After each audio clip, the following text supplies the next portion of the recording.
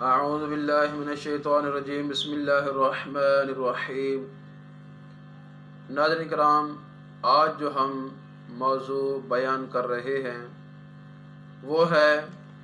خرید و فروخت کے متعلق، یعنی کہ خرید و فروخت کے کیا احکام ہیں اور اس میں ہمارے ائمہ کا کیا فرمان ہے۔ اس کے مطابق آج انشاءاللہ خرید و فروخت کے احکام سے موضوع پہ آپ سے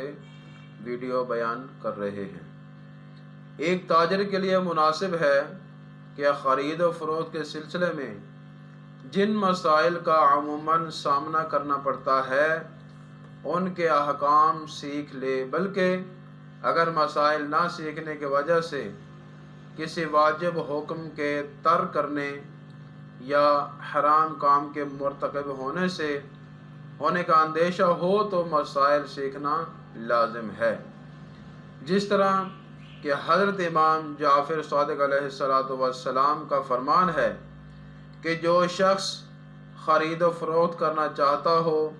اس کے لیے ضروری ہے کہ ان کے احکام سیکھے، اور اگر ان احکام کو سیکھنے سے پہلے خرید و فروخت کرے گا تو باطل یا مشتبہ معاملات کرنے کی وجہ سے ہلاکت میں پڑے گا۔ تو بہتر یہ ہے کہ جو بھی آپ کام کرنا چاہیں، خرید و فروخت کا ہو یا کوئی اور کام ہو، تو اس کو پہلے سیکھنا چاہیے اور اس کے بعد اس پہ عمل کرنا چاہیے۔ اگر مسئلے سے ناواقفیت کی بنا پر یہ نہ جانتا ہو کہ اس نے جو معاملہ کیا ہے وہ صحیح ہے یا باطل، تو جو مال اس نے حاصل کیا ہو اسے استعمال نہیں کر سکتا، اور نہ ہی اس مال میں دوسرے کی تحویل میں دیا گیا ہے،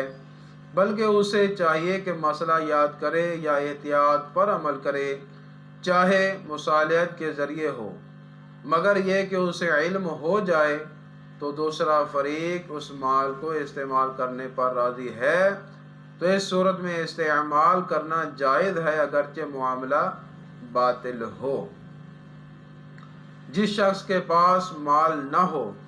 اور اخراجات اس پر واجب ہوں، مثلا بیوی بچوں کا خرچ، تو ضروری ہے کہ کاروبار کرے اور مستحب کاموں کے لیے مثلا اہل و عیال کی خوشحالی اور فقیروں کی مدد کرنے کے لیے کاروبار کرنا مستحب ہے۔ ناظرین کرام، خرید و فروخت کے احکام میں کچھ مستحبات ہیں اور کچھ مکروہات ہیں اور کچھ حرام معاملات ہیں، تو انشاءاللہ آج ہم آپ کو خرید و فروخت کے احکام میں مستحبات احکام بتاتے ہیں، ان کے بعد انشاءاللہ مکروہات اور حرام معاملات سے بھی آپ کو آگاہی دیں گے۔ ناظرین کرام، خرید و فروخت میں چند چیزوں کو مستحب شمار کیا گیا ہے